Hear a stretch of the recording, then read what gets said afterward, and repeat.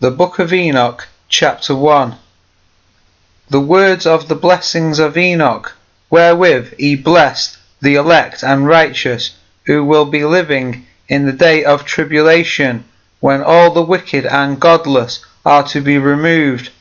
And he took up his parable, and said, Enoch, a righteous man, whose eyes were opened by God, saw the vision of the Holy One in the heavens, which the angels showed me, and from them I heard everything, and from them I understood as I saw, but not for this generation, but for a remote one, which is for to come. Concerning the elect I said, and took up my parable concerning them. The Book of Enoch is not a record of the pre-flood history of the world. It is an apocalyptic record about the last days of the Jewish people.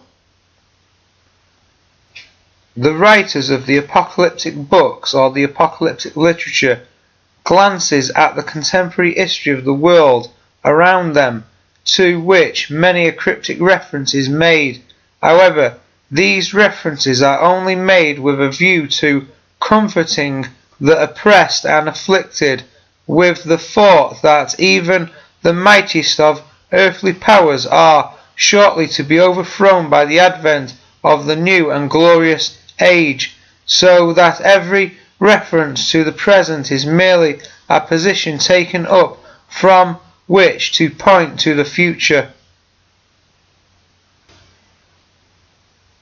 The Book of Enoch should first be understood as history in allegory, which is the nature of apocalyptic literature, and second, it can be understood as a prophecy pointing forward to the end times.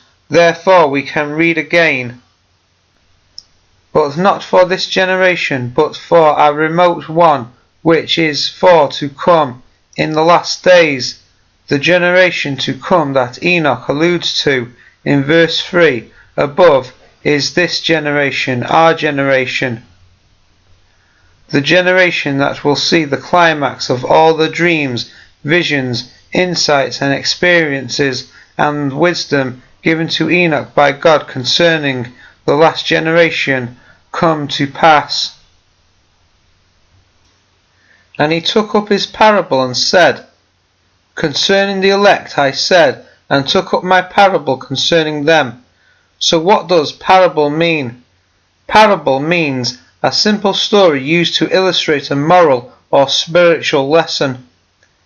In English, the word parable can also mean a proverb. A proverb embodies a truth in expressive language, often metaphorically, and a parable is a comparison or a similitude, a short, usually fictitious story from which a moral or spiritual truth is drawn. The Book of Enoch should be understood in the same way we would understand the Book of Revelation. Revelation chapter 1 and verse 1. The revelation of Jesus Christ, which God gave to him to show to his servants things which must shortly come to pass. And he sent and signified it by his angel to his servant John. Signified it, that is, revealed it by many signs and symbols, which he deems to be comprehensible and enlightening to the bound servants, as to scribes instructed unto the kingdom of heaven, Matthew chapter 13 and verse 52, who bring out of their treasures the scriptures, things new and old. Another rendering of Revelation chapter 1 and verse 1 is a revelation by Jesus Christ, which God gave him to show his slaves the things that must shortly take place, and he sent his angel and presented it in signs through him to his slave John. That is, he indicated them by sign, presented them in signs. It was not sent in plain form, but in an enigma or sign form, to signify is to represent by sign or symbol. That is what is meant by the use of the verb signify. In this case is shown conclusively by what John saw and heard. He saw certain things which he describes, and concerning these he is repeatedly informed that the mystery or meaning of what he saw was this and that. The same method of imparting knowledge was delivered to the prophets. See the Book of Hosea, chapter 12 and verse 10. Thus, the Book of Enoch is an allegory or parable about the events leading up to the Maccabean Revolt until the time of King Herod the Great. When it comes to the account of the fallen angels, we should not understand this literally, but as an allegory of corruption within the Jewish priesthood. The priests who, similar to the sons of God in the book of Genesis chapter 6, violated the boundaries of the cultural purity by marrying non-Israelite women or non-Jewish women. Therefore, the language about the fallen watchers and the angels approaching God indicates that some of the angels are understood to be priests. In Enoch chapter 10 and verse 11, in which God accuses the watchers of defiling themselves with women in their uncleanness, should be understood as marrying non-Jewish women. The fallen angels who commit fornication should be understood as criticism against the Jerusalem priesthood. Genesis chapter 6 and verse 2.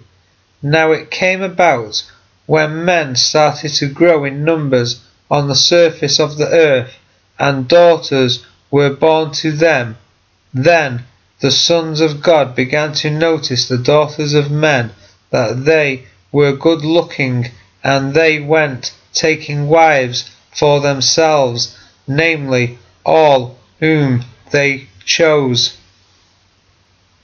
The sons of God are claimed by many Christians to have been angels who had sinned and spread evil by marrying the daughters of men. There is no mention at all of the sons of God coming down from heaven. It is commonly believed that the angels who were thought to have sinned came down to earth at the time of the Garden of Eden. But Genesis chapter 6 concerns the time of the flood, which was many years later. Why assume these sons of God are angels? The phrase is used concerning men, especially those who know the true God. Deuteronomy chapter 14 and verse 1.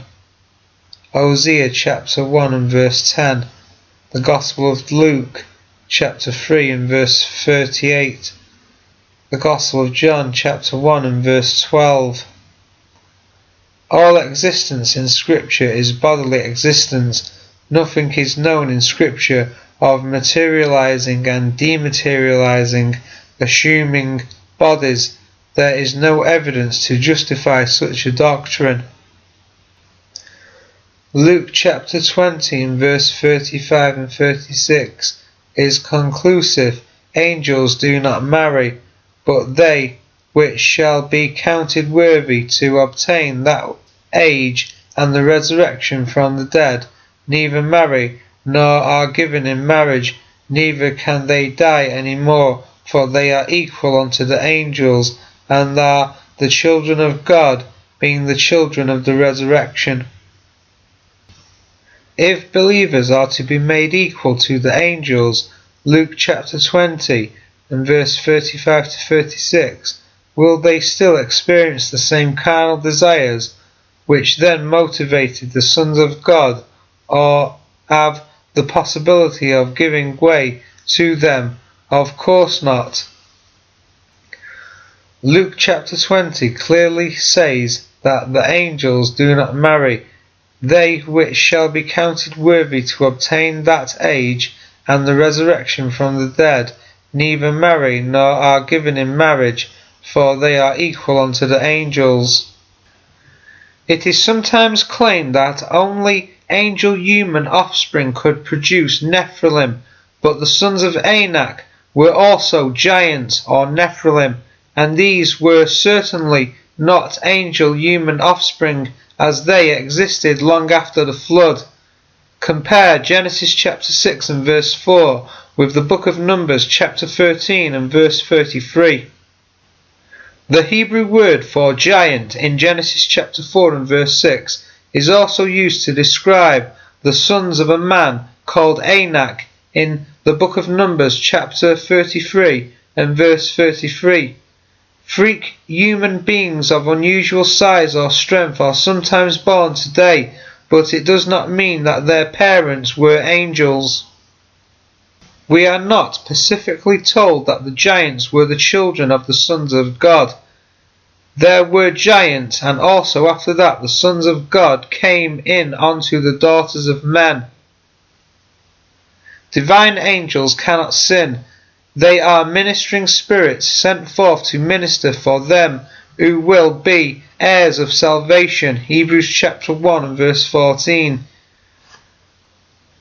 These angels are not rebels, but do Yahweh's commandments, hearkening unto the voice of his word, ministers of his that do his pleasure. Psalm 103 verses 20 and 21.